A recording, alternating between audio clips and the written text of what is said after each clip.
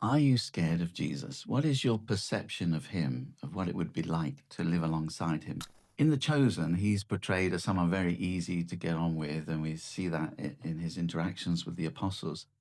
And yet, in Mark's Gospel, which is Peter's account, Peter uses the word terrified several times to describe how he felt in Jesus' presence. That's something that doesn't really come across in that TV series.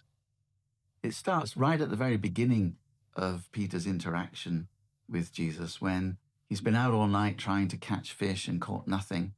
And then Jesus says, go out again.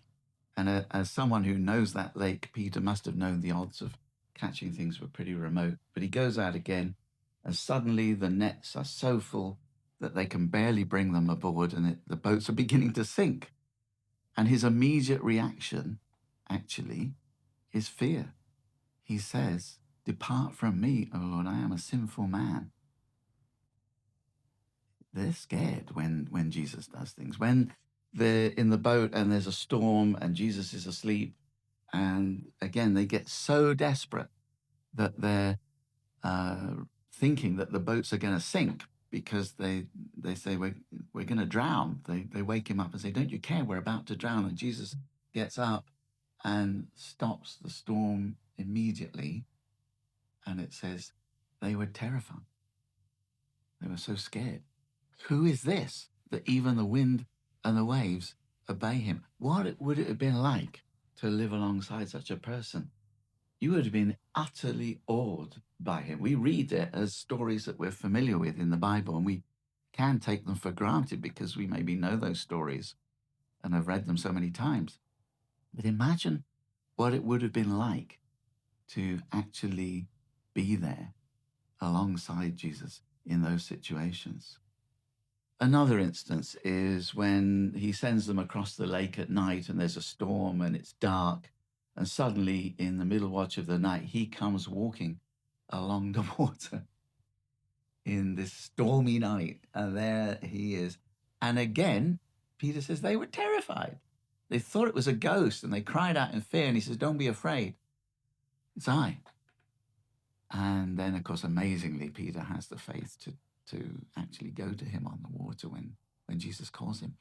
But they were scared. Who is this man? Another time, Jesus takes Peter, James, and John up the mountainside, and he's suddenly transformed into all his glory, and Moses and Elijah are there, and a voice comes from heaven, and so on. And Peter blunders out and says, well, maybe we'll make a few shelters, one for you and one for Moses and one for Elijah. And in Mark's Gospel, it says he didn't know what he was saying because they were just so frightened. They were so frightened. It's not something we always think about, is it?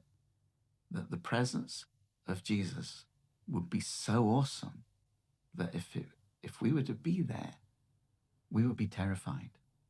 And yet, in the book of Revelation, when John has a vision of Jesus, John is the one that he calls himself the disciple whom Jesus loved. He's the one who was leaning on Jesus at the Last Supper. They were that close. He felt so close to him and so at ease with him in that situation. But when Jesus appears in a vision in Revelation, John falls at his feet as though dead. He's that sort of struck and awed and terrified. And Jesus has to say, don't be afraid. Don't be afraid. Brothers and sisters, we deal with an awesome God, one whose presence, no matter how much we think we know him, and no matter how much we're familiar with the Bible and with what he said and what he taught, and no matter how much we love him, as John surely did, his presence would awe us and maybe even terrify us. But his first words to John and to us would always be, don't be afraid. Because perfect love, which he is, casts out fear. May God bless you.